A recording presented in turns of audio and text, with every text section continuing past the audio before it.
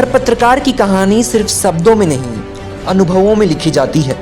माखनलाल विश्वविद्यालय से लेकर लल्लन टॉप तक का सफर, और अब जिस्ट के साथ अनसुनी कहानियों को सामने ला रही हैं सोनल।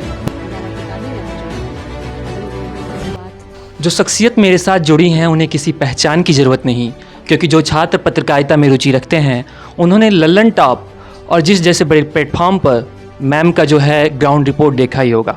मैम आपने लल्लन टॉप और जिस जैसे बड़े प्लेटफॉर्म पर ग्राउंड रिपोर्टिंग की है, तो कोई एक ऐसी कवरेज, ऐसी ग्राउंड रिपोर्टिंग जिसको कवर करते समय आप भावुक हो गई? ऐसी बहुत सी स्टोरीज़ हैं, मतलब ऐसी बहुत सी कहानियाँ होती हैं जो आपको बहुत मूव करती हैं, बहुत परेशान करती हैं। तो जो कहते हैं ना कि आप स्टोरी करते वक्त आपको उससे विरक्त रहना चाहिए या आपको उससे कटा हुआ रहना चाहिए, आप उसका पार्टनर बन जाए। बहुत डिफ़िकल्ट है क्योंकि चीज़ें आपको इम्पैक्ट करती है। हाँ, बस ये है कि आप उसको आप अपने पर्सपेक्टिव को उसमें सामने नहीं लाते। लेकिन ऐसी बहुत सी कहानियाँ हैं जो मूव करती है और वो कई बार ऑन स्क्रीन दिख जाती है। हाल ही की कोई एक ऐसी कहानी?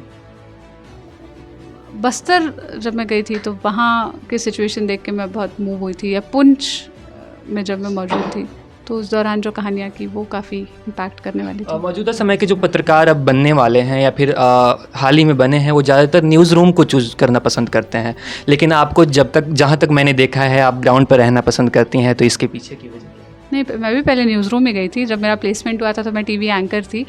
न्यूज़ रूम इसलिए पसंद करते हैं क्योंकि चार्म है उसमें, वो दिखता है कि आपको एंकरिंग करने का मौका मिलेगा। पर ये अपनी चॉइस की बात होती है। मुझे हमेशा से कहानियाँ ढूंढनी थी, कहानियाँ कहनी थी, कहानियों का या देश का हाल बताना था। तो इसलिए मतलब रिपोर्टिंग वाज समथिंग जिसमें मुझे मज़ा आता था। मतलब न्यूज़ रूम जाने के बाद मुझे और क्लैरिटी मिल गई कि मुझे न्यूज़ रूम में नहीं मज़ा आ रहा। तो ठीक है, वो अपनी चॉइसेस की बात होती है, किसको क्या काम पसंद है। समय का अभाव है, लेकिन लास्ट क्वेश्चन की तमाम विद्यार्थी आपको सुन रहे हैं, आज भी तमाम विद्यार्थियों ने आपको सुना, तो उनका भी सपना होता है वो जिस जैसे बड़े प्लेटफॉर्म पर काम करे, लल्लन टॉप जैसे बड़े प्लेटफॉर्म पर काम करे, तो ये जर्नी कैसे तय करेंगे? इंटर्नशिप से शुरू करिए, क्योंकि जब आप कॉलेज में पढ़ने के दौरान इंटर्नशिप्स करते हैं तो आपको न्यूज़ रूम का आइडिया मिलता है। आपको पता चलता है कि एक न्यूज़ रूम में काम किस तरीके से होता है। आपको अलग अलग डिपार्टमेंट्स के बारे में जानकारी मिलती है, क्योंकि क्लासरूम में आप जो पढ़ रहे हो और जो न्यूज़ रूम में हो रहा है, ये दोनों बहुत अलग अलग दुनिया है। तो जब आप उस दुनिया में दाखिल होते हो तो आपके फिर और कनेक्शंस बनते हैं और पॉसिबिलिटीज़ बढ़ती है। फिर इंटर्नशिप्स के बाद आप अप्लाई करिए, जॉब मिल जाती है। जॉब मिलना इतना डिफ़िकल्ट नहीं है, खास करके मीडिया के फील्ड में नहीं है। अगर आपके पास टैलेंट है तो बेसिक्स चीज़ें, मतलब बेसिक्स अगर क्लियर हो, बेसिक चीज़ें अगर आती हो तो बहुत आसानी से नौकरी मिल जाती है। आपकी भाषा ठीक हो, आप मात्राओं की गलती ना करते हो, आपको टाइपिंग आती हो, या आप में कोई भी एक स्किल हो, आपको बोलना आता हो, लिखना आता हो, कुछ भी आता हो, तो मिल जाएगी। इतना क्राइसिस नहीं है जॉब का यहाँ। माखनलाल के इस विश्वविद्यालय से, इस बगिया से तमाम जो ऐसे छात्र निकले हैं जो देश विदेश में अपना परचम लहरा रहे हैं, और उन्हीं में से हमारे साथ जुड़ी हुई थी सोनल पटेरिया मैम।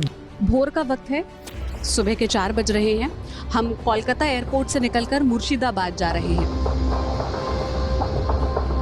तो जिस रास्ते पे हम चल रहे हैं ये NH-12 है, जो मुर्शिदाबाद से होते हुए मालदा की तरफ जाता है।